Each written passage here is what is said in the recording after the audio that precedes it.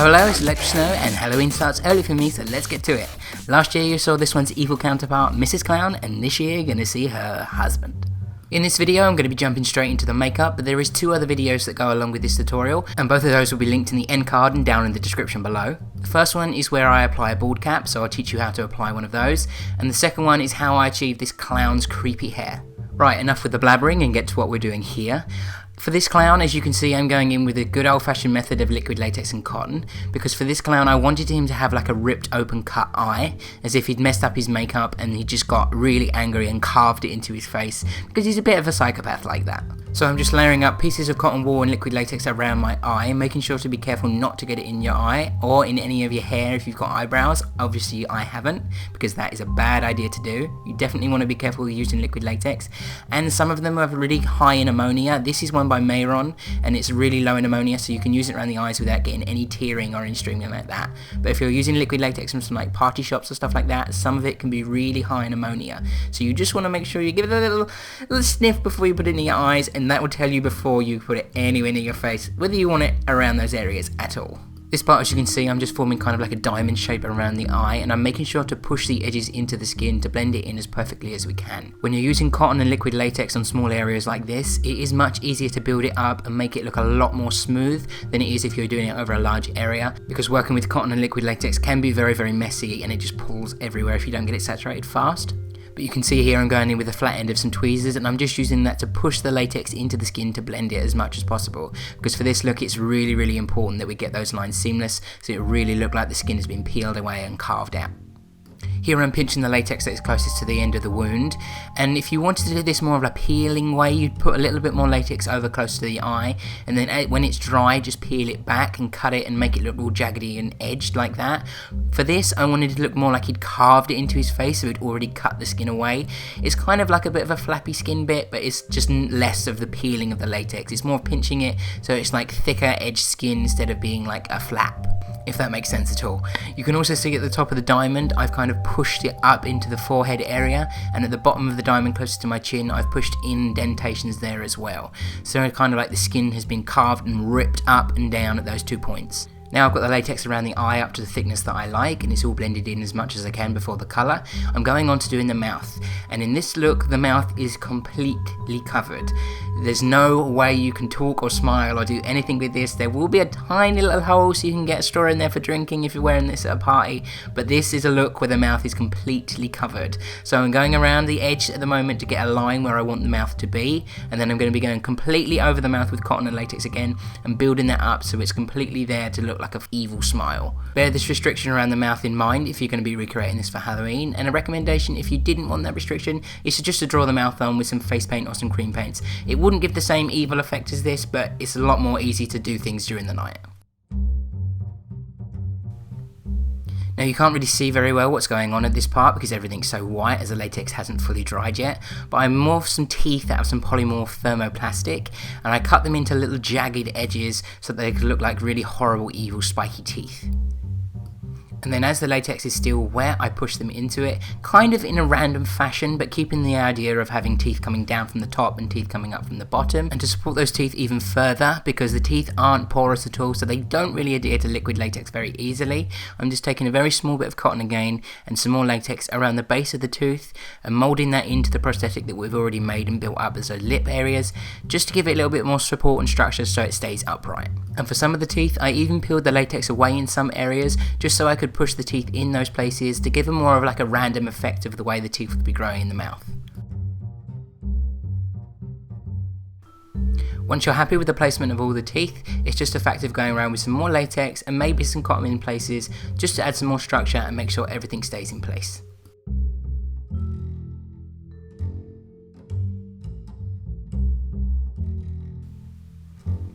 After that's had a chance to dry, it's time to go in with the paint job. I'm using the same cream foundation that I used to block in the wig cap, but I'm also having to throw in a little bit of white cream foundation in there as well. And I also mix in a few other skin tones here and there. This is because the bald cap itself has an undertone, and when you apply foundations and colours over the top of it, they sit a little bit differently in the colour form as they would on skin, so you want to blend this skin into that and match it as best as you possibly can. As I mentioned in the video about applying the bald cap, it can take a hell of a long time and a load of different products to blend it to look in the skin perfectly so it actually looks like you are properly bald. But for this video, in the case of I was adding hair to it, I didn't blend the cap in 100% because that can take a hell of a long time. And I knew that I'd be covering up parts of it with hair and there'd be colours of prosthetics and other things like that. It's all a case of when you're doing these special effects things, of making it look like it is as close as possible to the person's skin, but cutting down the time if you're going to be applying other things over the top of it. This look took several hours to film as it was, and that would have just been unnecessary time spent. Here I'm actually going in with an eyeshadow primer which kind of has like a warm brown beigey undertone just to add some depth back into the skin. Being as we've applied so much pan stick and powder over the top of our face, we've kind of blocked out all of the features, so I'm just using this eye base just to add a little bit more depth and structure back into the face, and to accentuate the hollow areas around the parts of the prosthetics to give them a little bit more pop and to make them look like they're really standing out even further. Now it's on to the really fun part, the gore, the grime, the blood and the guts. I'm taking a red cream face paint and filling all the inside area of that ripped open eye wound. I'm also taking a slightly darker red in colour lipstick, and I'm just using that to smudge it around in certain areas to give the wound a little bit more texture and depth, because it wouldn't just be one flat red colour. I'm then taking a black cream face paint and I'm using that to darken up the edges of the wound under and around the flaps to give it more of a 3D texture and to make it look a little bit more like it is a real wound on the face. With that same black cream, I'm applying it underneath of my eye and on top of my eyelid to give the effect of where the eye socket would be, because this is the part that you want to look hollowed out, because you'd be exposing the areas of bone and muscle, and that would be the socket looking deeper into the face. And with the leftover product on that same brush, I'm just putting that in the base of the triangle where we've got the first slit that's kind of closest to the mouth, just to deepen that up and make it look like there'd be dried blood in that area. Then over the top of my brow area, I'm taking a white cream and I'm using this to give the effect of bone being exposed in the face.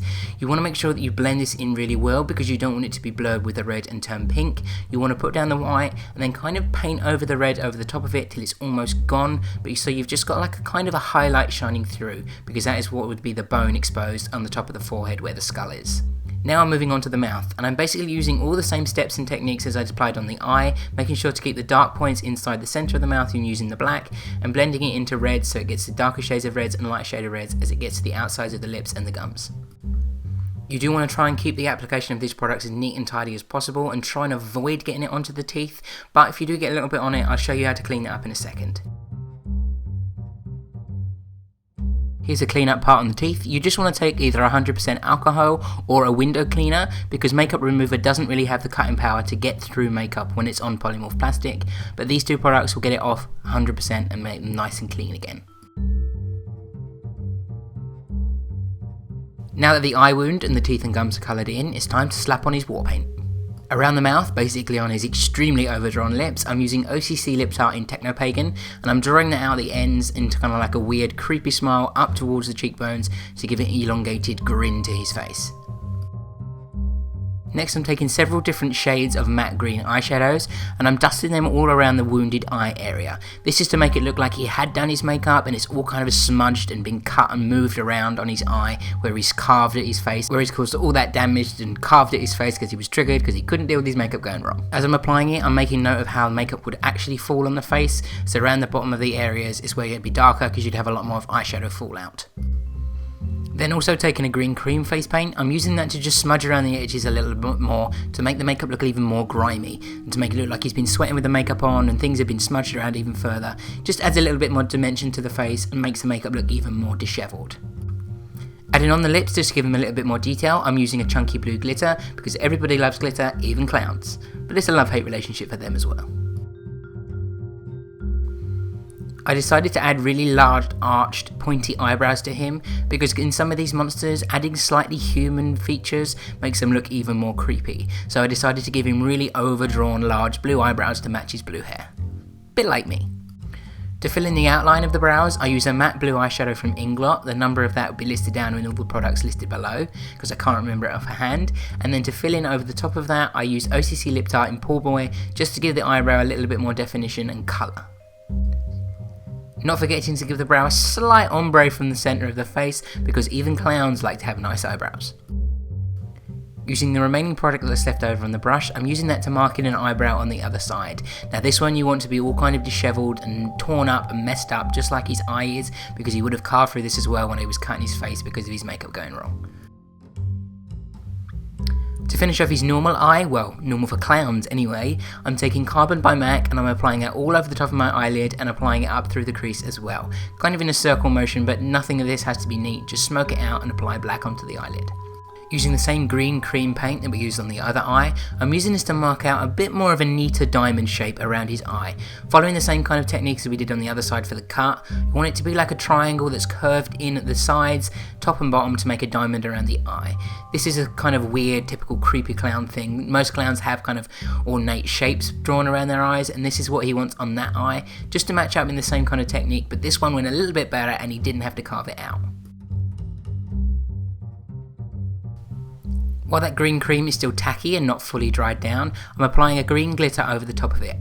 I wanted to apply glitter to this male clown as well, just to keep it in the same kind of family as the female clown, because they are married after all, and they both share a love for glitter. And again, keeping in the idea that the makeup on the other eye is messed up, I'm applying a little bit of glitter around that one as well.